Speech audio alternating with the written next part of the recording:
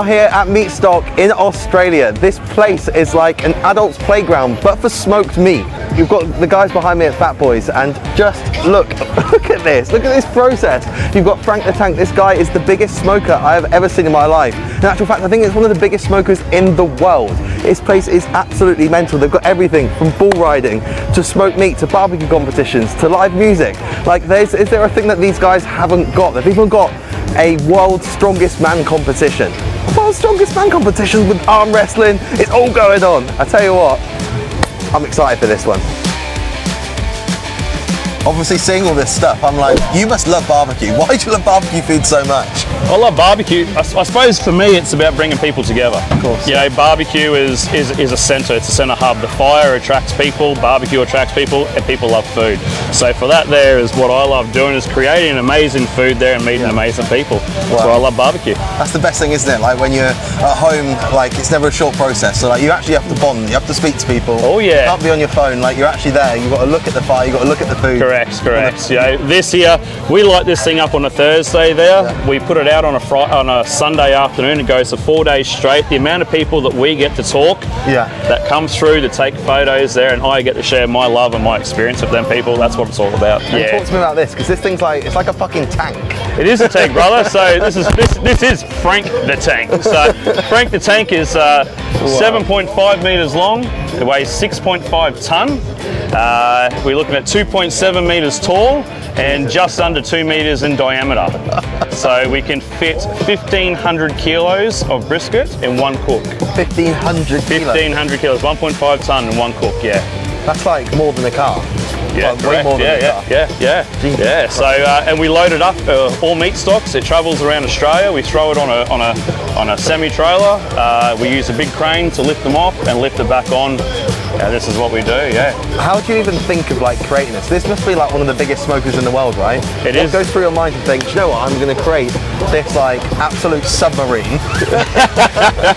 Yeah. Well, to be honest, me and my son actually come up with this idea at cooking at a festival at 3 o'clock in the morning.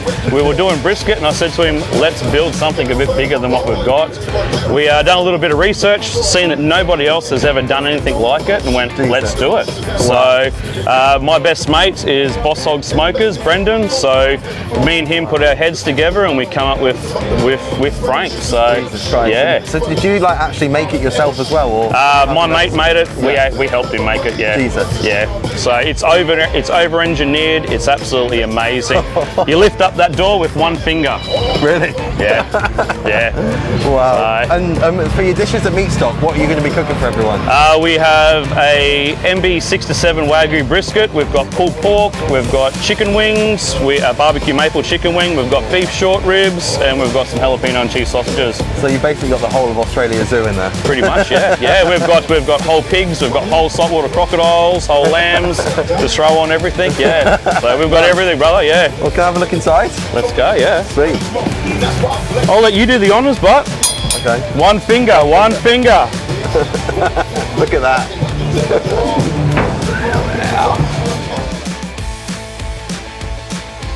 Now, I love a fucking beef rib, and this right here looks incredible. What's going on here? It's an MB4 Plus Ranges Valley beef rib. What does MB4 Plus mean? It's just the marble score of the meat. Oh my God, a short rib with a marble score. Now we're talking my love language. Yeah, it's been cooking. We put them on at 3 o'clock this morning. Got them off, nice and soft. Look at that, your fingers like go into it like it's a sponge. Should we cut this bad boy open? Let's do it. Fuck yeah.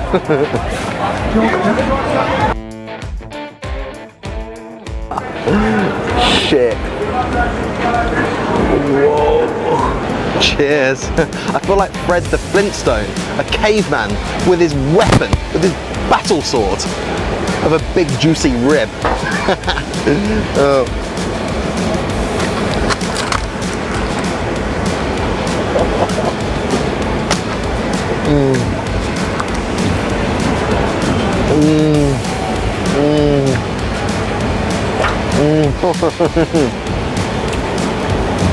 Oh my God. Words can't even describe how good that is. The char on the outside has this like amazing crunch, but then your teeth get into the middle of it, and you're just met with this amazing fatty beef. Then you've got the chimichurri, which just cuts through it all. The only problem is, if you have one of these, you're not eating a single thing from anyone else at this festival. Next up, we're trying something extremely special. The pork belly lollipops.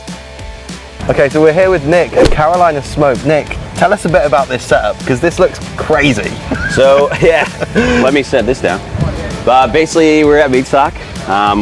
We came here 3 years ago for the first time with a small smoker and another tiny smoker and a crappy tent from Bunnings. And then over the last 3 years, we've just grown into this massive setup that we have now. Because I'm looking at these two smokers, I'm like, there's 1, 2, 3, 4, 5, 6, 7, there's 8 like chambers. Yeah. And these two smokers here, they're just full of one thing, right? They're just full of pork belly lollipops. Yeah. It's a bad day to be a pig. Yeah, dude. I don't know. I did a count how many pigs it took to get this, and it's like 250 pigs had to die to give us this food. Oh my god. Yeah, it's crazy. And tell us about the process of how it becomes a lollipop effectively. Like, how long do you smoke it for? What do you do to the pork? Like, explain the process to us. Okay, so we get a full belly, and depending on how wide it is or how long it is when we decide how we're going to cut it. We cut it into nice strips about 2.5 centimeters wide. Then we roll it up into a pinwheel. Wow. Skewer it, season it, and we let it sit for about 24 to 48 hours so all that seasoning can really get in. It's like a dry brine. Okay, nice. And then we cook it on the smoker for about 5 to 7 hours. Just until if I pinch the meat and it's really soft and feels like it's going to explode in my fingers, that's when I know like it's ready to go. Epic. So when it's about to explode, that's when we dunk them, get them trayed up, get them ready to go out for service. Wow. Yeah. Wow. Can I try one? Hell yeah, you can try one. Fuck yeah. Here's one I made earlier. Alright, so the peach bourbon glazed pork lollipop. God, after seeing this online, I've been waiting literally months to try this bite. Fucking hell, I'm excited.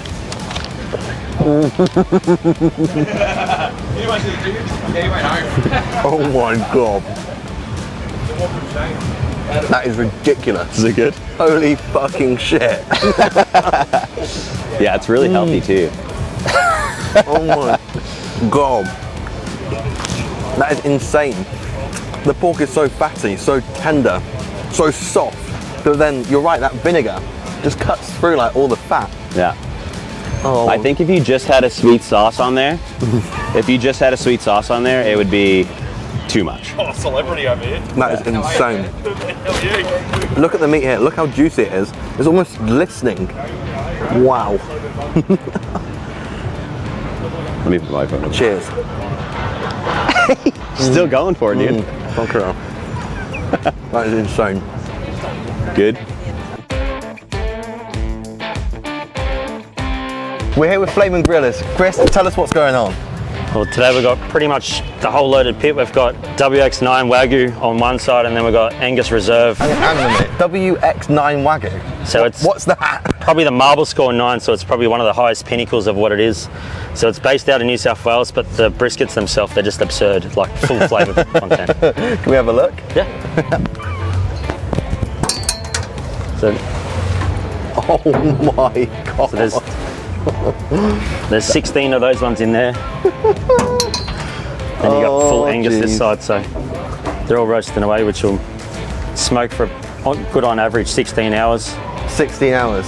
Wow. So then, yeah, the marble score, which with these is just full flavour. There's nothing else that compares to, as you start going rich, full flavour what they'll get. But Jesus Christ. And is it all Australian beef? all Australian beef. So this one's made out of Oki, which is northern Queensland or southern Queensland, out of Tableland. And then this is Glen Innes. Cool, that's So it's all Ranges Valley. Jeez. What makes Australia beef so special?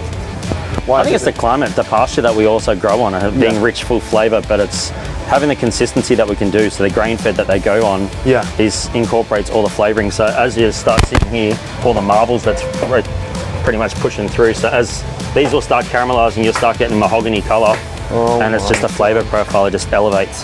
So how many of these do you smoke at Meatstock? So the WX, we've got 46 of them. on an average of an 8 kilo brisket. Then we've roughly got about 60 of the Angus Reserve Okies. Wow, just look at this here. Look at this fat marbling. Oh my God. A little kid gets like excited over a candy store. This is where you want to be.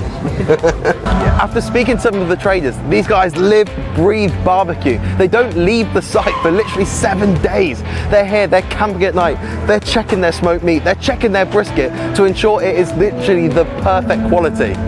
So this is a WX9 F1 Wagu brisket from Ranges Valley. That smell already, like, it's just fizzing up my nose. Yeah, it's I can pretty feel awesome. it in the back of my brain. Yeah. Now you've got some nice gloves on, you should be able to pick this up. And I'll pull the tray out from underneath you. Okay. So get right under him and watch the jiggle. Now if you just drop that on the board, you'll see it jiggle. Look at that. Yeah. Oh, look at that. Look at that, eh?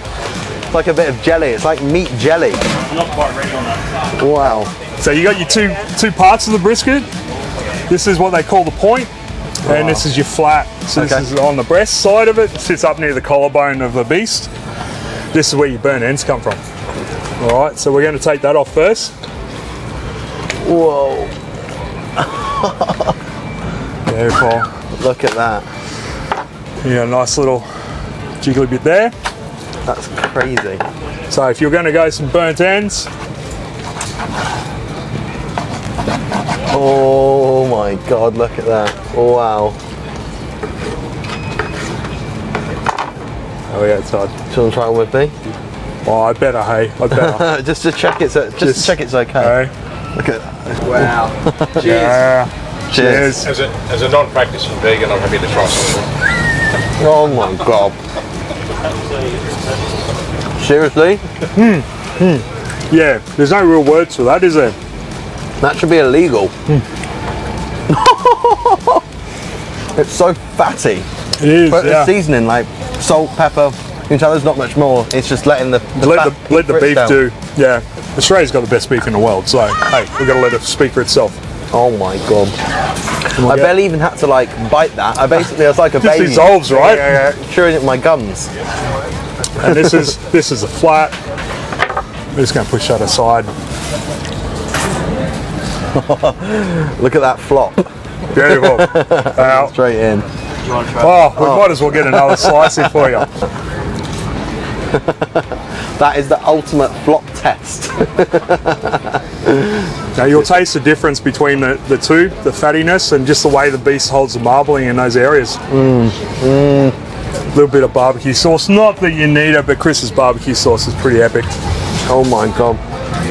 You basically just have to like press your tongue against the roof of your mouth and the meat just goes, yeah, goes straight down the hole. Let's try it in a bit of the barbecue sauce.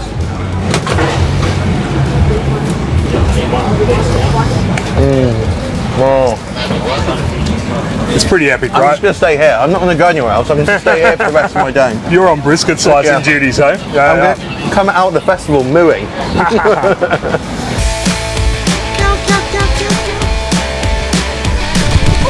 Have you ever questioned your existence on planet Earth about why you're here? I think about that all the time. And the conclusion is, I'm put on this planet to eat meat, to eat barbecue food. That is the reason why I exist.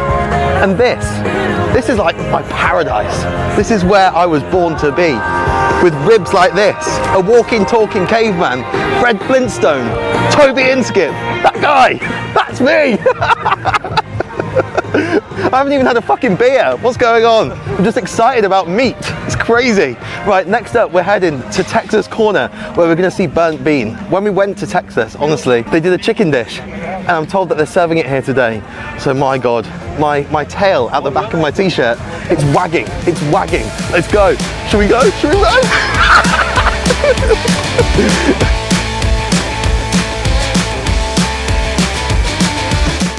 So now we're here with Ernest from the Black Beans. We've recently been to Texas, and I'm telling you, this guy was literally smoking the best meat we had throughout the whole trip. It was incredible, and he's here at Meatstock.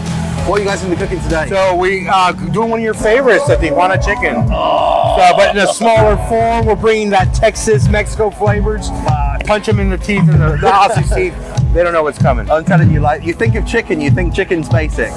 But then you go to see these guys, and it's like, fuck! Yeah. So we're really excited. Hope you come hungry, because we're going to kill it. Fuck yeah. With so tell us what you do to prepare the chicken. So we have a marinade. It's a lot of South Texas, Mexico marinade. It has beer and chilies. Wow. And then we char them. And we put them inside of them, smoke. Yeah. And then we'll dip them in our version of an Alabama white sauce. Mexican flavors, avocado crema. Mine is good. Oh God, I can't wait to try one. And what's that dunked in? It's like it's a Tijuana sauce. Okay, wow. A little bit of avocado salsa. Not too spicy. Tone down here. Oh wow. Straight in. They go straight in, fuck it. Cheers.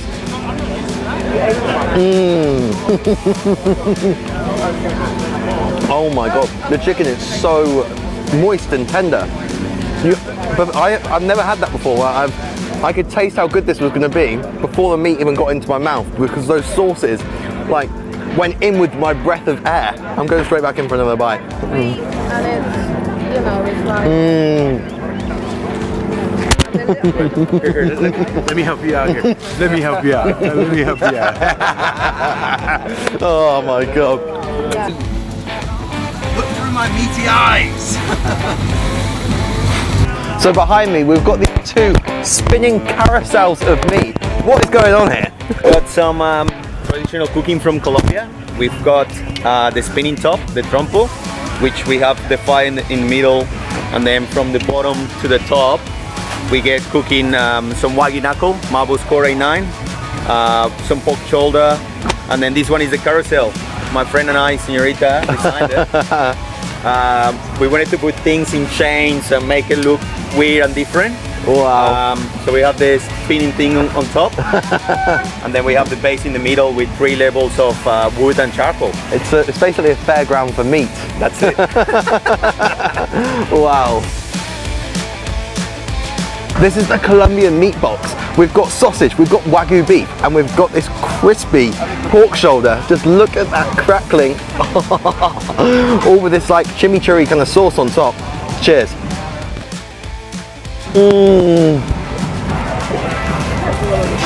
Oh my God.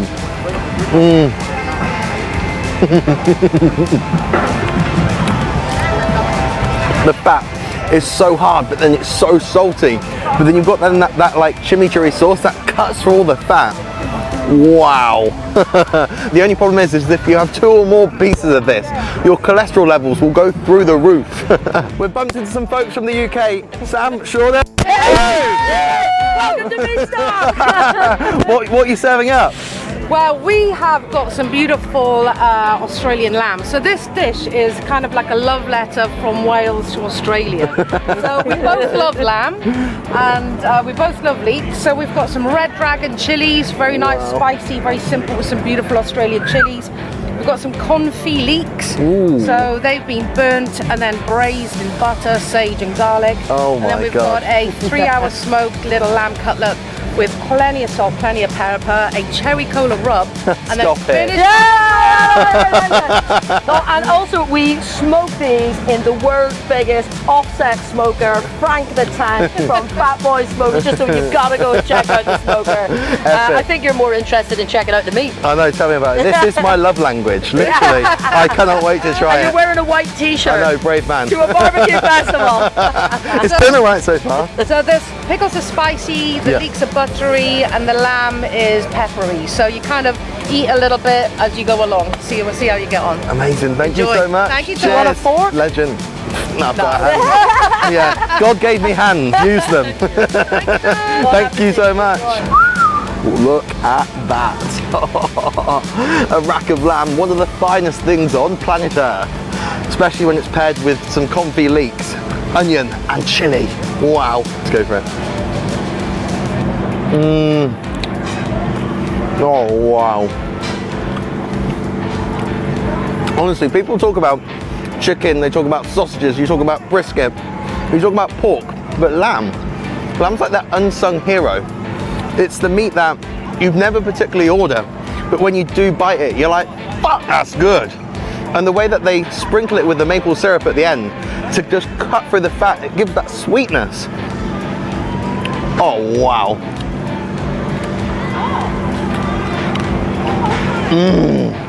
No, and the joke is, he knows what 6 inches actually looks like. Technically it's to get acquainted. That's the Lord's number, mine. I told you what 6 inches looks like.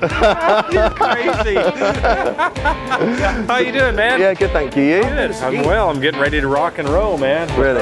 So you serving sausages here, or? I'm going to be set up right here on in the fire kitchen, and precisely in that very spot right there. Wow. Well, I've heard a lot about your sausages, but what makes a good sausage? Oh my goodness, what makes a really good sausage, in my particular opinion, is proper meat to fat ratios. Yeah. Of course, the taste, the flavor, basically color retention, snap on the casing, a good tight bind, and good retention of the emulsion and juiciness and flavor. All Just a few things then. All of those things all in one. This is like a poem. I'm like listening to a sausage poem. There is such a thing. In the UK, if you ask for a sausage, you either get pork or beef. That's Correct. it. Not this. No, not this. So I like to play with, I think of it as art. Yeah. And what is art supposed to do? Art is supposed to make you stop, consider, and perhaps challenge you. And that's what I think of this, and that's what I want to do. My God. We're here with Brad from Black Bear. Brad, what is going on here? Talk to me about this. This is our platter for 4 here that we're doing at Black Bear Barbecue. We got pork ribs, house-made sausage, potato salad, corn salad, slaw, smoked brisket beans with our honey butter cornbread and some smoked pork belly in there. And of course our world famous short rib with chimichurri. Fucking hell. Pretty epic. Right, I'm going to take this before someone else steals it. Sick. Alright, we're just wrapping up. The sun is going down. We're about to go and enjoy the festival and drink some booze. But before we finish, we've just got a small tray of barbecue food to finish from Black Bear. Look at this. This has pretty much got the whole festival, but on a plate. This serves 4 people, but I reckon that's feeding 8. Look at it. Look at that. This is what you call a pork rib.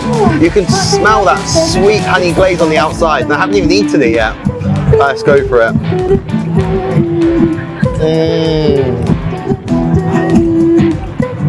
It's so soft, it basically falls off the bone. But then you've got that immense, like, intense honey mustard kind of taste. Oh wow. We've had so much good food today, and every single time it just keeps on getting better and better and better. Wow. I'm going to go and find a very dark, small corner of the festival, and I'm going to go and devour the rest of this box by myself.